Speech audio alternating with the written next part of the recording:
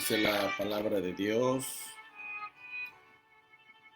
hijitos, ya es el último tiempo y según vosotros oísteis que el anticristo viene. Así ahora han surgido muchos anticristos. Por eso conocemos que es el último tiempo.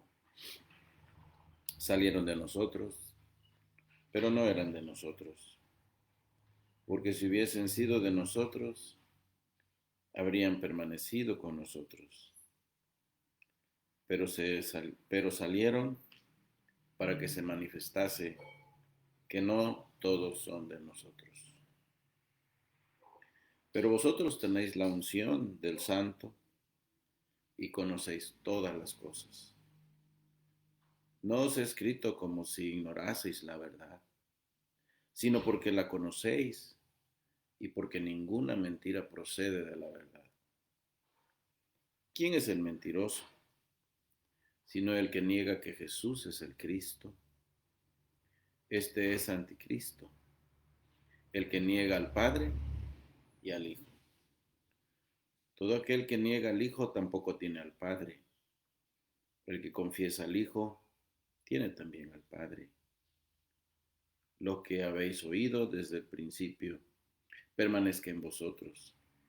Si lo que habéis oído desde el principio permanece en vosotros, también vosotros permaneceréis en el Hijo y en el Padre. Y esta es la promesa que Él nos hizo, la vida eterna. Os he escrito esto sobre los que os engañan, pero la unción que vosotros recibisteis de Él permanece en vosotros. Y no tenéis necesidad de que nadie os enseñe. Así como la unción misma nos enseña todas las cosas, y es verdadera, y no es mentira. Según ella os ha enseñado, permaneced en él. Y ahora, hijitos, permaneced en él, para que cuando se manifieste tengamos confianza, para que en su venida no nos alejemos de él, avergonzados. Si sabéis que él es justo, sabed también que todo el que hace justicia es nacido de él. Este es un hermoso pasaje de la epístola de Primera de Juan, capítulo 2, versículos 18 al 29. Usted dirá, pero pues ya consideramos ese pasaje. Es demasiado grande este pasaje como para leerlo una vez y olvidarnos de él, como para meditarlo una vez y luego olvidarnos de él. Es muy importante para nosotros como creyentes meditarlo bien. Hemos estado viendo este asunto del anticristo y yo no me he cargado al aspecto escatológico del pasaje, si es que va a venir un personaje o no va a venir. Juan como que no está muy interesado en eso. Él se enfoca en no en el anticristo, sino en los anticristos, si se dan cuenta. Y decide que estos salieron de en medio de nosotros, es decir, salieron de la iglesia, estaban dentro de la iglesia, pero no eran en realidad miembros del cuerpo de Cristo. Era gente metida allí, gente que estaba dentro de la esfera del evangelio, del cristianismo, pero sus corazones nunca estuvieron allí. Y de un momento a otro se rebelaron, mostraron en verdad lo que había en sus corazones y que no amaban al Señor. Y decididamente un día decidieron salir y dar la espalda definitivamente al Señor Jesucristo y a su evangelio. Y estos son los apóstatas, aquellos que han decidido abandonar las filas del evangelio, aquellos que han decidido ya no seguir. Y bueno, pues qué tristeza que haya mucha gente así en nuestras iglesias hoy día. Y que hay muchas personas que están engrosando las filas de nuestras iglesias que en verdad no conocen al Señor. Y que practican el ir a la iglesia, ya se compraron una Biblia, un himnario, aman estar allí, pero nunca se comprometen al 100% con Cristo. Bueno, en nuestro devocional anterior consideramos una pregunta muy importante y vamos a continuar dando respuesta hoy a esa pregunta a través de la exposición de este pasaje que les acabo de leer. La pregunta ¿es posible que un verdadero hijo de Dios sea engañado y caer en la apostasía? Esta es la pregunta. ¿Es posible que un verdadero hijo de Dios sea engañado y caer en la apostasía? El libro de Hebreos, tanto en su capítulo 4 como en el capítulo 10, nos habla también de este tipo de personas que estuvieron expuestos a la palabra de Dios, que estuvieron en las filas del Evangelio y que de un momento a otro cedieron, se voltearon y cayeron en este terrible pecado de la apostasía donde ya no hay regreso. Dije 4, es el capítulo 6 de Hebreos. Dice palabras como estas: porque es imposible que los que una vez fueron iluminados y gustaron del don celestial y fueron hechos partícipes del Espíritu Santo, y asimismo gustaron de la buena palabra de Dios y los poderes del siglo venidero, y recayeron, sean otra vez renovados para arrepentimiento, crucificando de nuevo para sí mismos al Hijo de Dios y exponiéndole a vituperio. Hebreos está diciendo que para una persona que cae en una situación así, ya no hay nada más que hacer. No tiene solución una persona así que se atreva a pisotear el sacrificio de Cristo, la sangre de Cristo, y la rechace de una manera tan descarada. Lo interesante es que, pues, Hebreos dice que estas personas incluso gustaron del don celestial. ¿Qué quiere decir? ¿Qué quiere decir esto, no?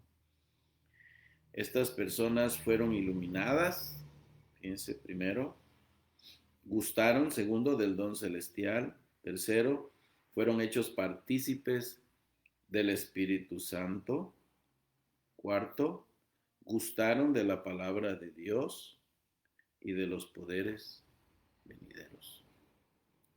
En otras palabras, estas personas estuvieron en la iglesia y disfrutaron bendiciones que otros incrédulos no disfrutan.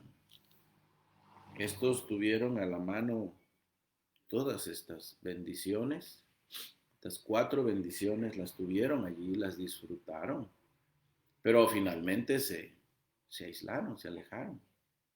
¿Por qué razón? El libro de Hebreos está continuamente advirtiendo a sus lectores a tener cuidado de caer en este pecado. Ellos eran hebreos, por eso se llama así la epístola a los hebreos. Eran judíos convertidos. Ellos habían recibido el mensaje del evangelio. Ellos lo habían abrazado, pero estaban a punto de ceder muchos de ellos y recaer, volverse atrás y caer en esta clase de pecado. Bueno, Hebreos advierte también en el capítulo 10, versículo 26, porque si pecáremos voluntariamente, después de haber recibido el conocimiento de la verdad, ya no queda más sacrificio por los pecados, sino una horrenda expectación de juicio y de hervor de fuego que ha de devorar a los adversarios. Qué advertencia tan terrible hay aquí. ¿Qué solución hay para una persona que da la espalda al Señor Jesucristo y decide, yo ya no voy a seguir? Yo ya no quiero nada con Él, no quiero nada con los suyos. Aquí, en mi vida y en mi casa, no quiero nada de eso. Estos cristianitos, a ver, hermanos, se me van, aquí no los quiero volver a ver. ¿Hay solución para alguien así? No la hay. Entonces la advertencia sigue estando ahí en pie para todos nosotros, porque cualquiera de nosotros, aunque nos llamemos cristianos y digamos que ya estamos del otro lado, estamos expuestos a este pecado. Y debemos, por eso les he dicho, el apóstol Pablo recomienda que examinemos nuestra fe, que probemos nuestra fe para ver si en verdad es una fe honesta, si es una fe verídica, si es una fe sincera, porque hay gente que no lo hace. Les decía la vez pasada, hay quienes dicen, no, pues si tú empiezas a dudar si eres hijo de Dios o no, no lo hagas. Solamente mira a Cristo y a su cruz y resuelve tu problema allí. No te preocupes. Si eres mundano, no te preocupes. Lo que importa es que ya aceptaste a Cristo. ¿Te gusta ir a echarte la cervecita todavía con el vecino? ¿Te gusta irte a meter todavía a la cantina y echarte un traguito con tus ex amigos? Tienes libertad para irte al antro si eres joven y estar allí, estar en medio de ese olor terrible a humo de cigarro y quién sabe cuántas cosas más, y de alcohol, y escuchando un lenguaje terriblemente obsceno. Y tú puedes hacer eso, tienes libertad de hacerlo. Lo más seguro es que no eres cristiano. Los hijos de Dios somos diferentes. Los hijos de Dios, nuestras vidas han sido transformadas por el poder del Espíritu Santo. Entonces, sigue en pie esta pregunta. ¿Es posible que un verdadero hijo de Dios sea engañado y caiga en la apostasía? Hemos visto en Hebreos 6 las bendiciones que recibieron aquellos que apostataron. Hay quienes opinan que ese pasaje está diciendo que eran cristianos y que después cayeron, se perdieron otra vez. No lo creo. No lo creo. Una persona puede estar metida en la iglesia 20, 30, 40 años y no ser convertida. Espero que no sea el caso de ninguno de ustedes que me está escuchando. Y puede recibir las bendiciones que estas personas recibieron, como dice Hebreos el capítulo 6. Todos los que están en la iglesia, sean creyentes o no creyentes, sean convertidos o no sean convertidos, disfrutan estas bendiciones. Miren, son iluminados. O sea, llegan a tener cierto grado de entendimiento. Hay personas que logran comprender hasta cierto grado el Evangelio. No lo entienden completamente, pero han sido iluminados y en cierta medida han entendido el Evangelio. Gustaron también del don celestial y fueron hechos partícipes del Espíritu Santo y han gustado la palabra de Dios. Todo eso lo disfrutamos cuando vamos a la iglesia, todos. Seamos convertidos o no, todos hemos disfrutado esas bendiciones. Algunos, el estar expuestos a estas bendiciones, hemos llegado a la conversión y al arrepentimiento. Pero hay personas que nunca llegan y sus vidas por eso no cambian. Esa es la razón, como decía en veces anteriores, que hay personas que no se comprometen para nada con Dios y no se comprometen con su palabra, no se comprometen ni con la iglesia, porque nunca han logrado amar en verdad al Señor Jesucristo. Entonces, un verdadero hijo de Dios no puede ser engañado por los anticristos. La respuesta entonces es no. ¿Cómo podría caer en tan grave pecado alguien cuyo corazón ha sido regenerado? ¿Sabe usted que tanto Isaías como Ezequiel dicen que Dios nos daría un corazón nuevo? Que Dios quitaría ese corazón de piedra y en lugar de ese corazón insensible de piedra, nos daría un corazón de carne, un corazón nuevo, un corazón sensible a la palabra de Dios y a las mociones del Espíritu Santo. Un verdadero hijo de Dios está lleno del amor de Cristo. Un verdadero hijo de Dios ama a la iglesia. Un verdadero hijo de Dios está preocupado por la obra de Dios, el extendimiento de su reino, y está comprometido con Dios y con su iglesia. ¿Cómo podría caer en tan grave pecado alguien cuyo corazón es nuevo? Ha sido regenerado, alguien que ha nacido de nuevo. No es posible porque los hijos de Dios hemos sido ungidos por el Espíritu Santo. Es lo que nos dice aquí Juan. Dice, pero vosotros tenéis la unción del Santo. ¿Qué es esta unción? ¿Y quién es el Santo? Este es el Espíritu de Dios. Y Él nos ha ungido, nos ha señalado, nos ha apartado, nos ha marcado también, nos ha sellado. En palabras de Pablo en el capítulo 1 de Efesios, versículo 13. Hemos sido marcados, hemos sido sellados. Tenemos el sello del Espíritu Santo. El Espíritu Santo en nosotros es esa marca que Dios ha puesto como una garantía de la consumación de nuestra salvación un día. Él ha puesto su Santo Espíritu en nosotros. En el libro de los Hechos se conoce como el don del Espíritu.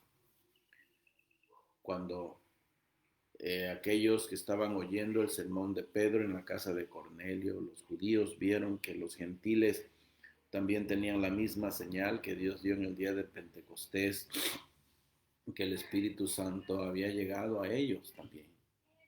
Los judíos que estaban ahí se quedaron atónitos y dijeron, ¿acaso también ellos han de recibir el don del Espíritu Santo?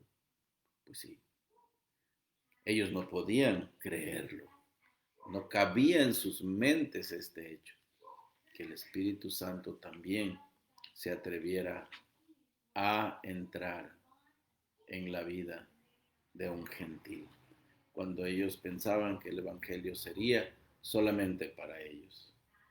Bueno, al habernos ungido, también nos ha alumbrado el entendimiento para conocer al que es verdadero.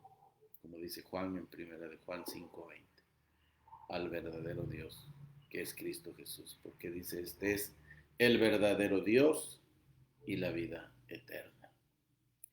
Quienes caen en este pecado de la apostasía son personas que nunca han afirmado su fe. Nunca se han afirmado en la fe y nunca han logrado amar al Señor Jesucristo y a su palabra.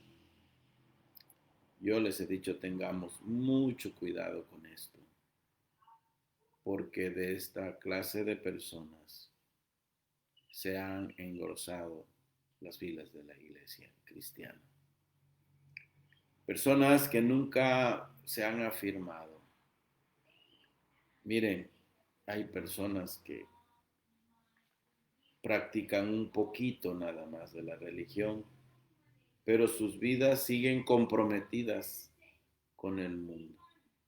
Si se les atraviesa una oportunidad para pecar, lo van a hacer, porque no tienen cómo defenderse de su propia carne. Son dominados por sus pasiones. El apóstol Pablo habla de aquellos hombres que seducen a las almas y que arrastran a esas mujercillas que son también atrapadas y arrastradas por sus propias pasiones. Dice, y que nunca aprenden. Es interesante esto que dice Pablo. Y que nunca aprenden. Y bueno, Pablo suena hasta grosero, porque ni siquiera le dice a esas mujeres, a esas damas. No, dice a esas mujercillas. Qué terrible. Tener que expresarse así o describir el carácter de una persona que ha estado tanto tiempo metida en el ambiente cristiano, en la iglesia cristiana, pero que en verdad nunca ha nacido de nuevo. Y que son vencidos por su propia concupiscencia. Son vencidos por su carne, por su naturaleza. Son vencidos por el pecado que reina en sus vidas y no tienen cómo defenderse de ese pecado. Y cuando llega el pecado y toca sus puertas, se van tras él. No tienen cómo protegerse. ¿Cómo se van a proteger? ¿Cómo se van a defender si no tienen a Cristo en sus vidas? Ese es el problema. No tener a Cristo en nuestra vida. Y no poder amarlo con todo el corazón y no poder amar su palabra. Este tipo de persona van normalmente cada 8 días a la iglesia a que les lean la Biblia y se la prediquen. Van cada 8 días, de ser posible, porque hay algunos que ni siquiera eso van a hacer. No logran sentirse mal por agarrar el día domingo para lo que ellos quieran. Ahorita con esta situación de la pandemia, a muchos les quedó como anillo al dedo no ir a la iglesia, apenas si les gustó, porque no tienen, no sienten esa responsabilidad. Hay quienes no pueden ir, pero por lo menos logran sentirse mal por no poder ir y extrañar el compañerismo, la comunión del cuerpo de Cristo y alimentarse no solamente de la palabra de Dios y deleitarse entonando sus hermosos himnos al Señor con su pueblo, sino también se pierden esa comunión con el pueblo de Dios. Y el cristiano se deleita en esas cosas. El Hijo de Dios se desespera. Vivía una hermana ya de edad este domingo, en toda la temporada en que estuvimos en semáforo rojo, nunca asistió, su familia la cuidó, la guardó, pero ella estaba tan deseosa y este domingo que llegó, al entrar a ese lugar sentía que estaba en su ambiente, ¿sabe? Es como un pez fuera del agua, cuando no estamos en las cosas del Señor y cuando no estamos buscando a Dios. Esto no significa ser fanático. Ay, no, a fuerza por sentirme bien, quiero estar ahí donde está la iglesia con los hermanos. No, no es eso. Es que los hijos de Dios amamos a Dios. Y cuando el Espíritu Santo está en nosotros, aprendemos a regocijarnos con aquellos que también lo tienen. ¿Recuerda usted las palabras del escritor a los Hebreos, en Hebreos 10, 24, 25, que dice, no os dejéis de reunir como algunos ya tienen por costumbre, y que debemos esforzarnos a reunirnos para estimularnos al amor y a las buenas obras. Y cuanto más cuando veis que aquel día se acerca. Oh, esa hermana Cholita, yo la veía con un rostro tan feliz, estaba tan contenta. Y estoy seguro que hay otros ancianitos así, ancianitos que están que si les abrieran la puerta, saldrían corriendo, aunque les dijeran, oye, te vas a contagiar, abuelita, pues qué importa que me contagie, yo quiero morir feliz, yo quiero adorar al Señor con su pueblo. Bueno, mis amadas ancianitas, no se me desesperen, ustedes son muy amadas del Señor, son muy amadas de mi corazón también, pero yo sé que ustedes tienen esa carga y Dios la ve, y yo sé que si un día es su voluntad, podrán estar allí también, podrán regocijarse. Pero son, miren, son personas que tienen ese deseo santo. Ellos aman al Señor Jesucristo. Pero cuidado, aquí mi preocupación es por aquellos que no logran sentirse mal y que al contrario toman el no poder ir como un pretexto y que están en realidad mundanalizándose más en sus casas. ¿Y qué va a hacer? A veces ni siquiera están en sus casas, andan por todos lados menos en la iglesia. Pero bueno, ¿acaso existe el cristiano mundano? Esta es una buena pregunta. Hay cristianos que a veces sí practican la mundanalidad, pero eso no es lo que describe a un cristiano, la mundanalidad. Decir que existe el cristiano mundano es una contradicción de términos, porque o eres cristiano o eres mundano. Eso equivale tanto a decir si existe el cristiano carnal, existirá el cristiano carnal.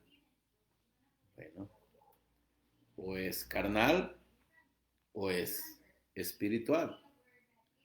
Si es espiritual, es cristiano.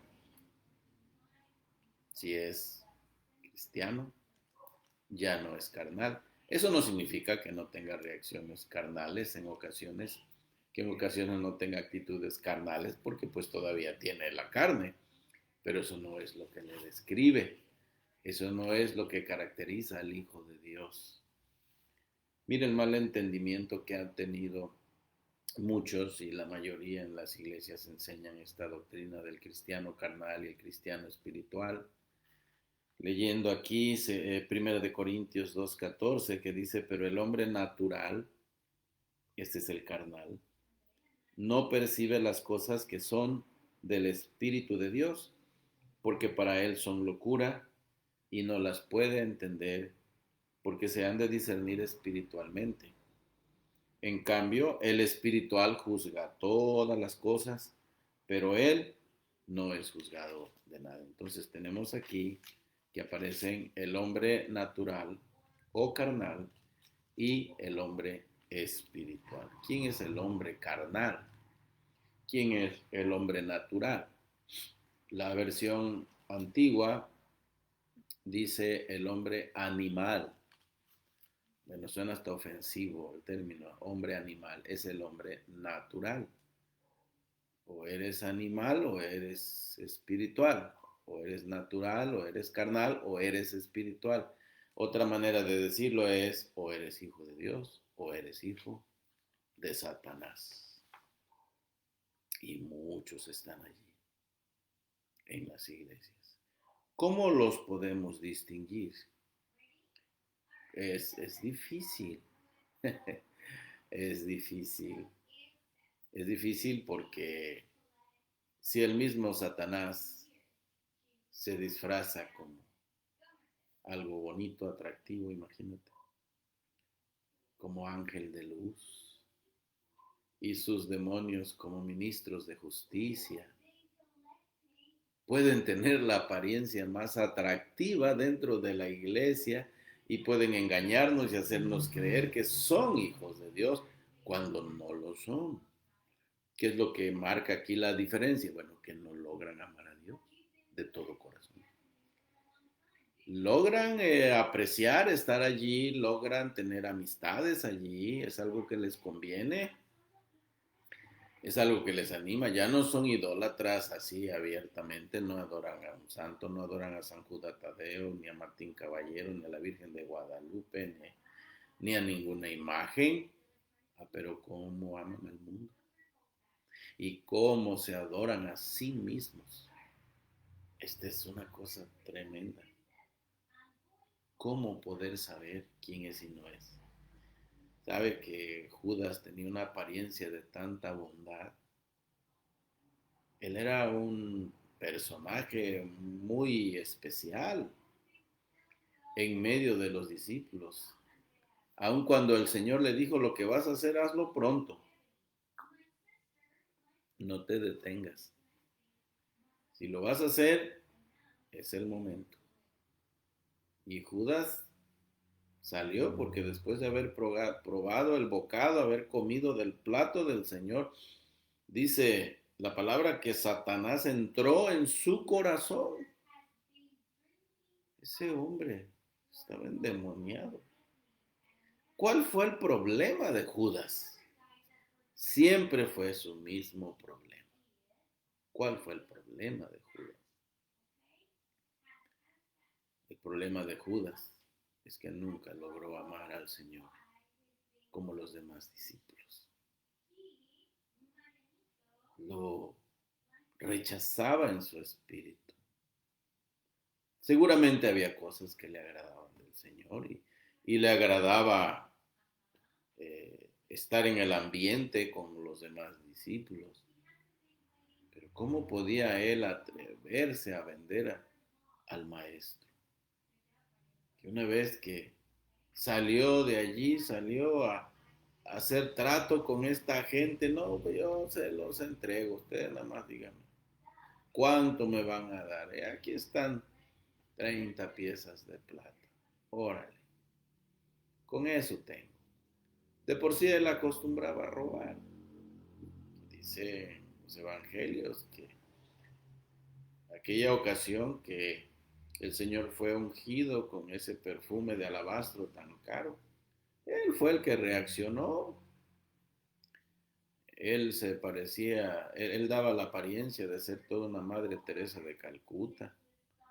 Y, hombre, su bondad le hizo reaccionar. Bueno, qué desperdicio es este. ¿Cómo es posible que hayan desperdiciado este perfume y este frasco de un material tan caro y un perfume tan caro? Bien pudimos haber vendido esto en unos 200 denarios y dar de comer a los pobres. A mí se me hace que el Teletón nació con Judas, porque tantos que participan en ese famoso Teletón son del mismo espíritu de Judas y lo único que hacen es sacar provecho para sí mismos, quienes manejan estas cosas.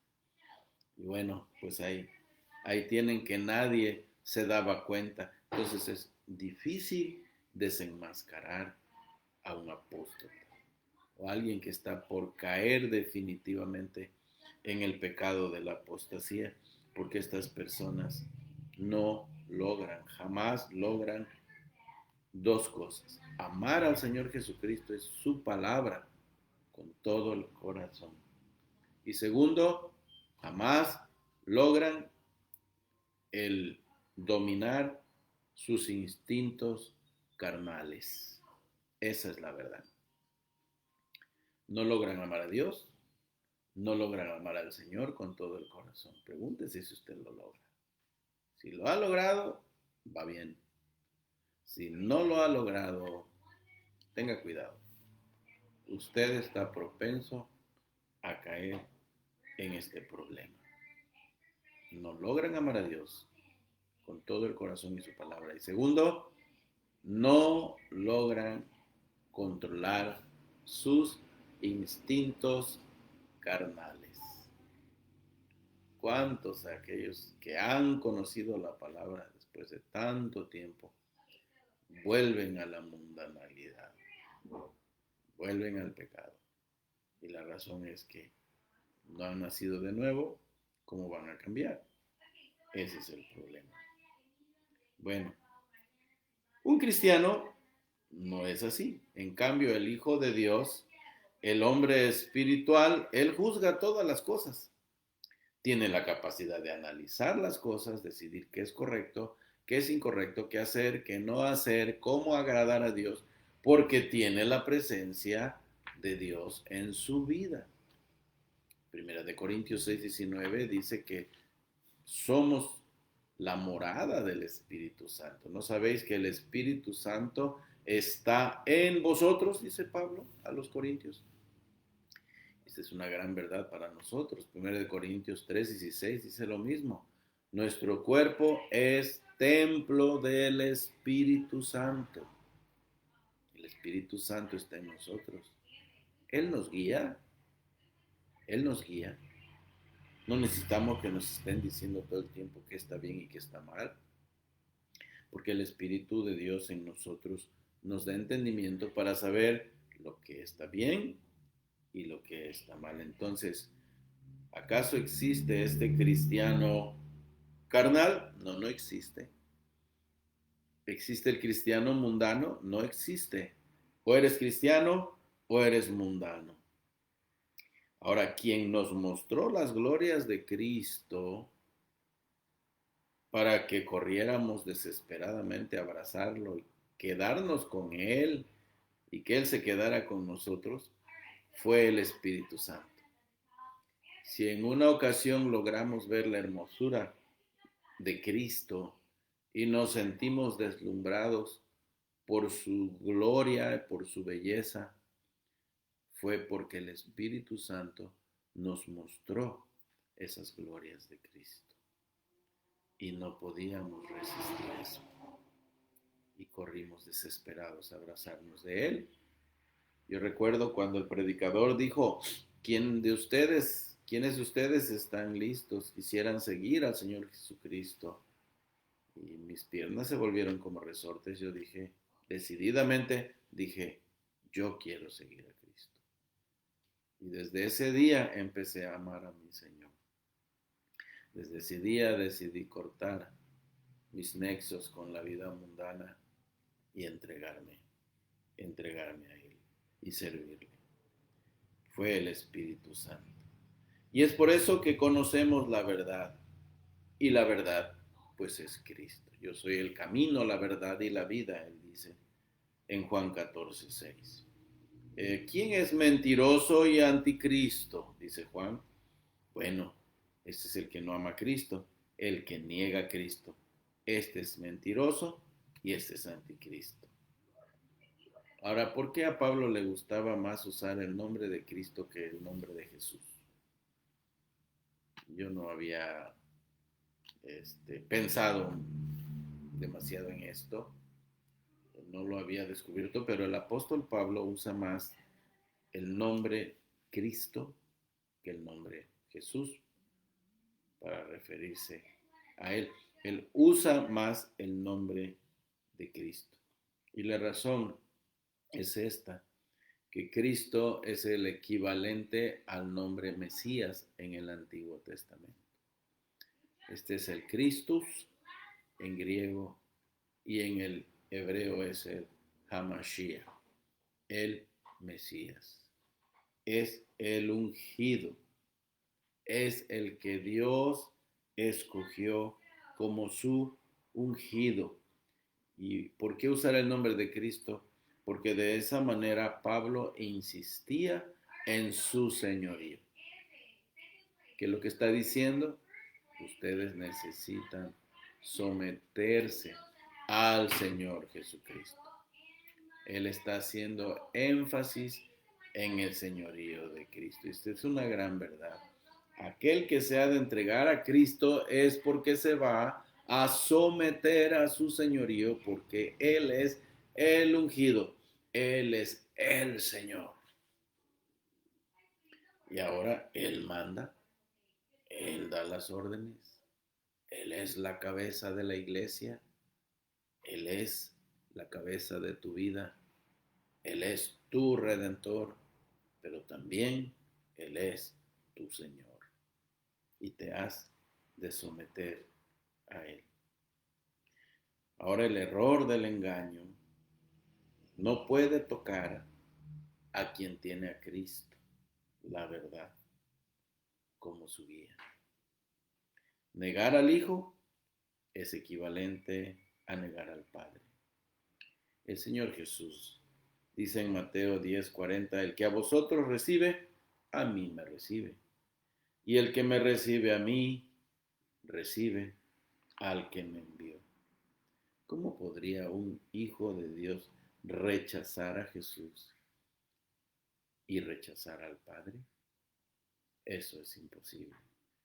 Entonces, cuando alguien dice, a mí no me confundan, yo ya no quiero saber nada, ni quiero que me hablen más de esto, no voy a ir a la iglesia, no me hablen de la iglesia, no necesito más, ya me cansé, me hostigué de esto. ¿Cómo podría hablar así alguien que nació de nuevo? Entonces la respuesta debe ser, esta persona nunca nació de nuevo. En esta persona nunca entró el Espíritu de Dios. Esta persona, su corazón sigue siendo el mismo. Su corazón no ha sido regenerado. El que es auténtico cristiano, el que es un auténtico hijo de Dios, permanecerá. Como dice Juan 15:14, permaneced en mí y yo en vosotros. Y en esto insiste el apóstol Juan. Primero dijo, no permanecieron, o sea, salieron de nosotros, pero no eran de nosotros. Y si salieron para que se manifestara que no todos de nosotros, no todos son de nosotros, porque si hubieran sido de nosotros, hubieran permanecido con nosotros. Ahí está. Ahí está la lección. Y él está insistiendo en que tenemos que permanecer. Este es el consejo que Juan está dando a lo largo de su carta, de su epístola. Y también en el Evangelio de Juan, el capítulo 15, habla de ello. Y dice el versículo 28, y ahora, hijitos, permaneced en él, para que cuando se manifieste tengamos confianza, para que en su venida no nos alejemos de él avergonzados. ¿Quiénes se van a alejar de Cristo avergonzados? Aquellos que no permanecieron en él. ¿Y qué es eso de permanecer en Cristo? Pues es quedarse en él. Permanecer significa quedarse. Es quedarse allí, no moverse ni a un lado ni al otro. Es permanecer en Cristo. Y esa es la cualidad de aquellos que en verdad son de Él, que ya han sido transformados por Él. Dice Juan 15:6, el que no permanece será echado fuera como pámpano. Es otra manera de decirlo. Está hablando de juicio. El que no permanece será echado como pámpano y se secará y lo recogen y los echan en el fuego y arden. Qué amenaza hay aquí, tan aterradora del Señor Jesucristo para aquellos que no permanecen en Él. Ahora es momento de hacer una recapitulación de todo esto y decidir qué somos. Y hacernos esta pregunta, ¿verdaderamente estoy en Cristo? Esa es la manera personal. No pienses ahorita en el hermano, no pienses en el hermano, no pienses en el hermano que va a la iglesia, en aquel, en el otro. No, piensa en ti, esto es para ti. Estoy permaneciendo en Cristo. Tengo las evidencias de un verdadero hijo de Dios, porque Juan va a hablar de esto en lo que resta de su epístola. Va a hablar de aquellos que practican el pecado, va a hablar de aquellos que no practican el pecado, va a seguir mostrando la distinción del verdadero, del auténtico y del no verdadero, del no auténtico hijo de Dios que está expuesto a caer en este pecado, la apostasía. Como dije al principio que traté este tema, no llame usted apóstata a aquel hermano que dejó de venir a la iglesia, ¿va? Porque por la pandemia, ay, que ya hablamos y que no llega, usted no sabe, no juzgue, a lo mejor hay hermanos que tienen problemas de salud tremendos y hay otros que aunque por ya tener cierta edad, ¿verdad? La familia decide guardarlo. Bueno, usted no se meta. Preocúpese por usted. ¿Cómo está su relación con Dios? ¿Ha logrado usted en verdad amar al Señor y a su palabra? ¿Ha logrado usted amar a su iglesia, la iglesia de Cristo, ahí donde Dios le hizo nacer y donde Dios le dijo, ahí te estás, y ahí me vas a servir? ¿Ha logrado usted amarla? ¿Logra usted interesarse por ella? ¿Está usted firme con su fe en Cristo? Es momento de hacer un autoanálisis, probar nuestra fe. Esto es muy saludable y no confiarse en que un día, hice mi decisión por Cristo y me acuerdo que hasta lloré. Pues sí, te emocionaste, a lo mejor el pastor usó una ilustración de esas tremendas, conmovedoras, como usan muchos evangelistas y que hacen llorar a la gente y que antes que le pida que levante la mano, ya la persona está levantando la mano y va a pasar al frente a llorar. Eso no significa necesariamente que se haya arrepentido, a lo mejor se emocionó. La pregunta es si se arrepintió, si entregó sus armas de rebeldía al Señor y de ahí en adelante ha andado en su temor.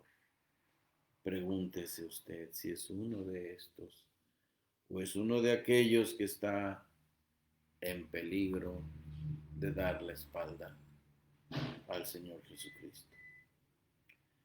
Ahora, dice algo muy interesante aquí el apóstol Juan. Y dice que aquel que ha nacido de nuevo ahora no tiene ninguna necesidad de que alguien le enseñe. Versículo 27. Pero la unción que está en vosotros, que vosotros recibisteis de él, permanece en vosotros. Y no tenéis necesidad de que nadie os enseñe. Así como la unción misma os enseña todas las cosas y es verdadera y no es mentira. Es interesante esta frase que aparece aquí en Juan, en 1 de Juan 2:27, que la unción que hemos recibido de Él permanece en nosotros. Eso no se va, o sea, una vez que el Espíritu Santo entra en nosotros, ya es para siempre. Esa es la bendición que recibieron por primera vez los discípulos en el día de Pentecostés. Recibieron la unción del Espíritu Santo, fueron ungidos por el Espíritu Santo y ellos se quedaron con Él y Él con ellos para siempre. Jesús había prometido que el Espíritu Santo vendría a ellos y que estaría con ellos y que estaría para siempre. Se sale el Espíritu Santo de uno cuando el cristiano peca. Muchos cristianos dicen, oh sí, el Espíritu Santo se sale porque no puede estar ahí donde está el pecado. Bueno, todo el tiempo tenemos pecado, hermanos. La naturaleza pecaminosa no se salió de nosotros. Dios no la erradicó, no la sacó. Y aún así, el Espíritu Santo está en nosotros, morando dentro de nosotros. Eso es lo que significa la preposición en, es dentro de nosotros. Y no se sale. Entonces, se entristece, sí. Lo hacemos enojar, lo hacemos entristecerse, sí, cuando pecamos. pero no se sale de nosotros, permanece en nosotros. Y luego dice, y no, por lo tanto, no tenéis necesidad de que nadie os enseñe. ¿Enseñe qué? ¿De qué o de quién? Bueno, ¿quién es el Señor Jesucristo? Nosotros sabemos quién es Él, porque el Espíritu Santo nos lo ha dado a conocer, nos ha hecho entender quién es esta hermosura de persona, esta preciosura de persona que es el Espíritu Santo. Y algunos han decidido, bueno, la Biblia está enseñando ahí que no debemos estudiar, es pecado ir a un seminario, es pecado comprar un comentario bíblico, para eso tienes la Biblia y tú ya sabes todo. Y atreverse a estudiar la palabra de Dios es una ofensa al Espíritu Santo porque es inhibir al Espíritu para que Él te enseñe y Él debe revelarte las cosas. No, esa es una tontería, no sé dónde sacaron eso, los que enseñan así. No, el pasaje se refiere a esa confirmación de la persona de Cristo. ¿Quién es esa persona? Es el Señor Jesucristo. ¿Quién nos puede desenseñar? Ahora, ¿quién nos puede quitar esa verdad? ¿Quién nos puede hacer dudar con respecto a nuestro Señor? ¿Y quién nos puede quitar ese amor que sentimos por Él y por su causa? Aunque en ocasiones hay complicaciones, hay peligros, hay necesidades, hay situaciones difíciles, claro que sí. A veces nos asustamos, pero el Señor está allí y nosotros logramos amarlo. Quiera Dios que no tengamos esa necesidad que alguien nos siga hablando, explicando, ay, ¿quién es Él? Claro, hay un aspecto también que nos enseña la palabra en que tenemos que seguirlo conociendo, pero con respecto a quién es Él, el Hijo de Dios, no tiene dudas, porque Él es el Espíritu Santo, está en Él y Él está en nosotros. Bueno, ahora la recomendación es permanecer en Él. Quedémonos en Él. Él es tan grande. Que Dios les bendiga, amados hermanos. Si Dios lo permite, nos veremos el día de mañana. Este fue nuestro primer devocional de la semana. Espero que se hayan animado con la palabra y la meditación esta mañana, como se ha animado mi corazón. Si Dios lo permite, mañana seguimos con esta bendición. Dios les bendiga.